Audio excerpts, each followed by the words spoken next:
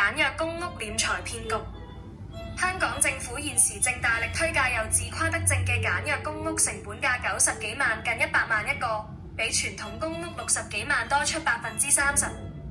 實際上係唔止30%，係高出50%，因為呢啲簡約公屋全部係用組合建築法做。組合建築法即係單位係用組件合成，預製組件都係喺大陸工廠生產，所以建築成本應該係比傳統喺香港建築嘅公屋平15%至20%。咁即係話呢個原本150億嘅工程，依家政府用咗300億，中間150億去咗邊？點分租？可以肯定嘅係央企中國海外貸咗超過100億。唔怪得2年前簡約公屋喺強烈反對聲中匆匆上馬，原來有咁好游水。李家超仲喺鏡頭前七情上面話你哋班人唔體恤劏房戶嘅苦況。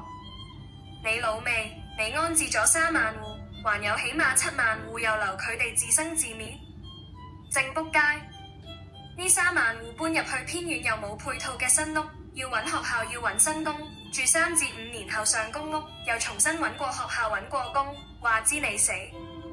你班高官議員正仆街冚家產。呢3萬個單位只係住3至5年，可以用貨櫃屋或者組合屋取代，等同簡約公屋質素的，包埋家私每個成本15萬之內，所以3萬個單位成本喺50億以內，仲可以重用。你呢班人頭豬腦就用咗300億，浪費公帑，中飽私囊。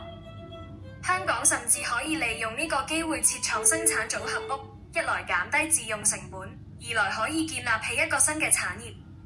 低價組合屋響落後貧窮國家，例如菲律賓、印尼市場潛力無限，啲人可以早啲住得有返啲尊嚴。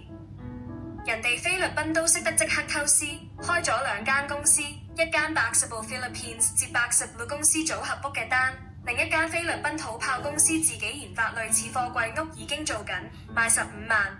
大陸建材公司亦出咗每個無胚單位6萬人仔，連家私精裝都唔使10萬。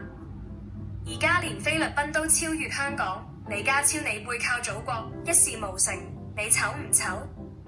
你班官員、立法會議員都不學無術，淨係盲撐政府做共犯，對得起你嘅誓章咩？對得起香港人咩？對得起祖國咩？